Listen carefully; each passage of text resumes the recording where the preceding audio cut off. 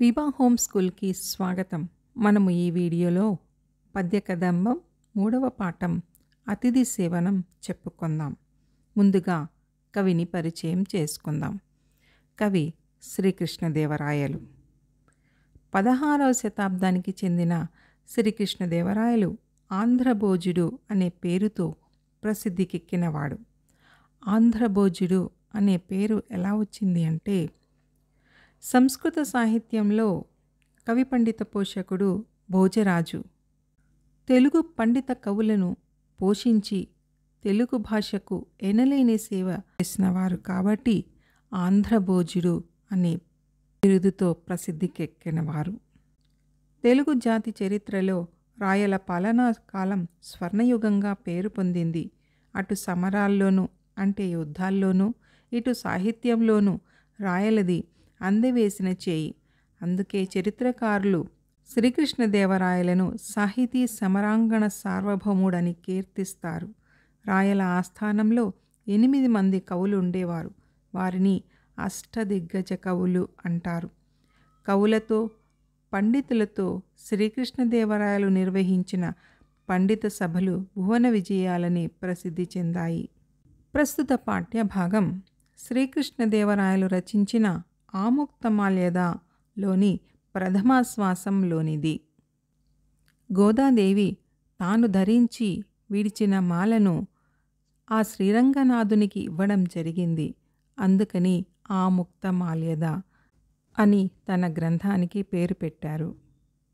ద్రావిడ దేశంలో విలిబుత్తూరనే గ్రామంలో విష్ణుచిత్తుడు అనే బ్రాహ్మణుడు ఉండేవాడు.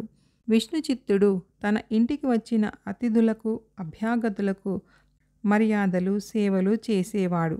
ఆనాటి కాలంలో అతిథి మర్యాదలు ఎలా జరిగేవో ప్రస్తుత పాఠ్యభాగంలో వర్ణించబడ్డాయి. ఇక పాఠంలోకి వెళ్దామా? మొదటి పద్యం. ఎదురేగి సాష్టాంగమెరిగి పాద్యం బిచ్చి నారికేళ కటాసనములను నిచి నునున్ పోకన్ పొత్తి కుట్టిన దొప్పగమితోడ రంభా విశాల పర్ణములు పరిచి శాల్యన్న సూపాజ్య కుల్యా బహువ్యంజన క్షీరదదులర్పణంబు చేసి వార్చిన పిదప సంవాహనమంఘ్రుల కొనరిచి తాంబూలమొసగి కుశలమడిగి పోయదమన్న దవ్వనిచి సిరికింతగిన సత్కృతి చేసి ఖేదమున మగిడి అర్చగావింతురెపుడు ఇట్లతిథులైన భాగవతులకు అప్పురి భాగవతులు. ఇక ఈ పద్యంలోని అర్థాలు చూసుకుందామా? ఎదురేగి ఎదురుగా వెళ్ళి, సాష్టాంగమెరిగి 8 అంగములతోనూ నేలపై పడుకొని నమస్కారం చేసి, పాద్యం బిచ్చి కాళ్ళు కడుక్కోవటానికి నీళ్ళిచ్చి, నారికేళ కటాసనములను ఉనిచి, కొబ్బరి ఆకులతో చేసిన చాపను కూర్చోవడానికి పరిచి, నునుపైన పోకపోత్తి ఒక్క చెట్టు ఆకులతో కుట్టిన తయారు చేసిన దొప్పగమితోడ దొప్పల సముదాయము, రంభా విశాల పర్ణములు అరటి చెట్టు యొక్క విశాలమైన ఆకులు పరచి వేసి, శాల్యన్న వరి అన్నము, సూప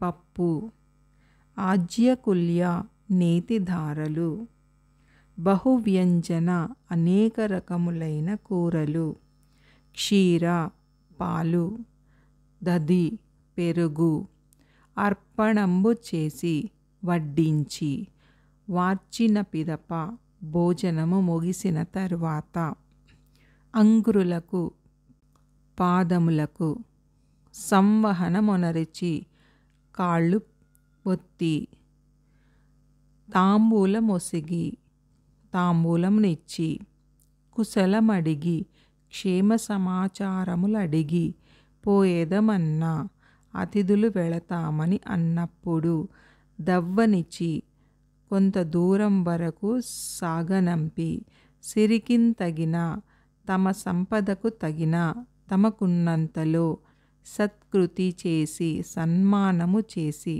ఖేదమున విచారముతో మగిడి తిరిగి వచ్చి ఇట్లా ఈ విధంగా అర్చకావింతురు పూజిస్తారు. ఎప్పుడు ఎల్లప్పుడూ అప్పురి భాగవతులు ఆ ఊరిలోనున్న భక్తులు, భాగవతులకు వచ్చిన భక్తులకు. ఇప్పుడు భావం చూసుకుందాం. విలుపుత్తూరు పట్టణంలో ఉండే భక్తులు తమ ఊరికి ఎవరైనా భక్తులు అతిథులుగా వస్తే వారికి ఎదురు వెళ్ళి సాష్టాంగ నమస్కారము చేసి కాళ్ళు కడుక్కోవడానికి నీళ్ళిచ్చి కొబ్బరాకుతో చేసిన చాపల మీద కూర్చోబెడతారు. పోక ఆకులతో చేసిన దొన్నెలను అరిటాకులను వాళ్ళ ముందు పరిచి వరి అన్నం, పప్పు, అనేక రకాల కూరలు, ధార కట్టేట్లుగా నెయ్యి, పాలు, పెరుగు అన్నీ వడ్డిస్తారు. వారు తృప్తిగా భుజించిన తరువాత వారి పాదములొత్తుతారు, తాంబూలమిస్తారు, కుశల సమాచారాలు అడుగుతారు. వారు వెళతామని బయలుదేరినప్పుడు తమ శక్తి కొద్దీ బహుమానమిచ్చి కొంత దూరం వరకు సాగనంపుతారు. ఇట్లా వారు అతిథులను సేవిస్తారు. ఇందులో ప్రశ్న: విలుపుత్తూరులోని భాగవతులు అతిథులుగా వచ్చిన వారిని ఎలా సేవిస్తారు? మరో ప్రశ్న: విలుపుత్తూరు భాగవతులు అతిథులకు ఎటువంటి భోజనం పెడతారు? వరి అన్నం, పప్పు, నేతిధారలు, అనేక రకములైన కూరలు, పాలు, పెరుగుతో భోజనం సిద్ధం చేస్తారు. అతిథుల భోజనం పూర్తి అయిన తర్వాత కొంతసేపు కాళ్ళు పట్టి తాంబూలమిచ్చి కుశల సమాచారాలు అడుగుతారు. ఇక రెండవ పద్యం. అందుండున్ ద్వయసద్మ పద్మవదనుండు అద్వందుండశ్రాంత యోగాందుబద్ధ మధుద్విషద్విరదుండు అన్వర్తాభిధానుండు ఉరుచ్ఛందో బృంద తదంతవాగ పఠన సంజాత తజ్జన్య నిష్పంద ద్వైత సుసంవిధాలయుండు నిష్ఠన్ విష్ణుంచిత్తుండనన్. అర్థాలు చూసుకుందామా. అందు ఆ విలుపుత్తూరు పట్టణమందు ద్వయసద్మ ద్వయమంత్రమనే ఇంటిలో పద్మవదనుండు తామర పువ్వు వంటి ముఖం కలవాడు, అద్వందుడు ద్వంద్వాలు లేనివాడు, కష్టసుఖాలు శీతోష్ణాలు లేనివాడు అని అర్థం.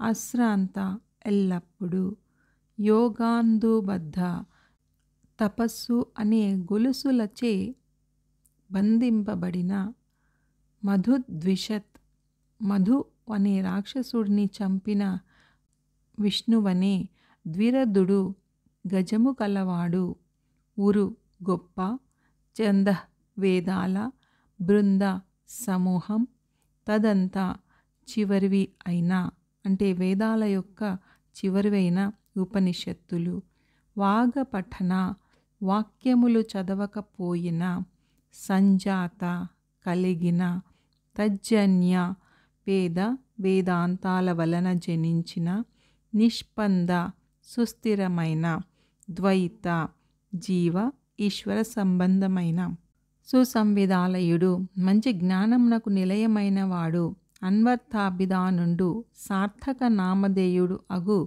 నిష్ఠన్ విష్ణుభక్తి అనే నిష్ఠ కల విష్ణుచిత్తుడు, అనన్ అనే పేరు కలవాడు, ఉండున్ నివసిస్తున్నాడు.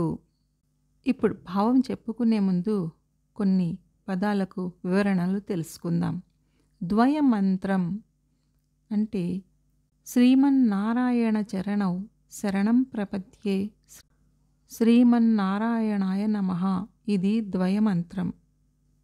పద్మం మీద ఎలా అయితే నిరంతరము జుమ్మనే తుమ్మెదనాదం వినిపిస్తుందో అలాగే ఆ ముఖమనే పద్మం నుండి నిరంతరం ఆ మంత్రధ్వని వినిపిస్తుందన్నమాట.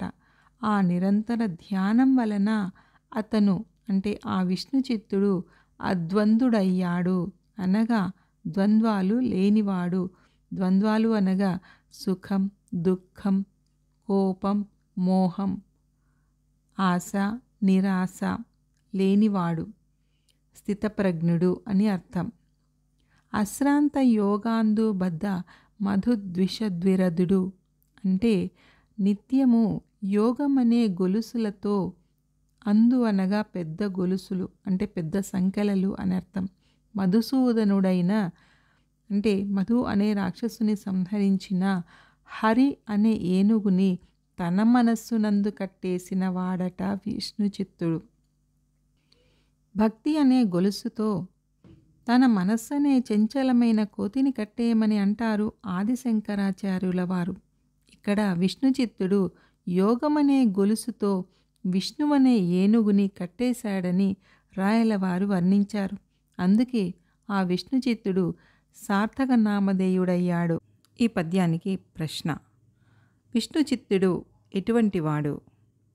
విలుపుత్తూరు అనే పట్టణంలో ద్వయమంత్రానికి నిలయమైన పద్మం వంటి ముఖం కలిగినవాడు, ద్వంద్వాలకు అతీతుడు అనగా ద్వంద్వాలు లేనివాడు, ఎల్లప్పుడూ యోగం అనే గొలుసుల చేత ఆ మధుసూదనుడు అనే ఏనుగుని తన మనస్సునందు కట్టివేసుకున్నవాడు, వేదాలు వేదాంతాలు చదవకపోయినా వాటి వలన జనించిన సుస్థిరమైన జీవాత్మ పరమాత్మల గురించిన మంచి జ్ఞానం కలవాడు అయిన విష్ణుచిత్తుడు అనే సార్థక నామధేయుడు నివసిస్తూ ఉండేవాడు.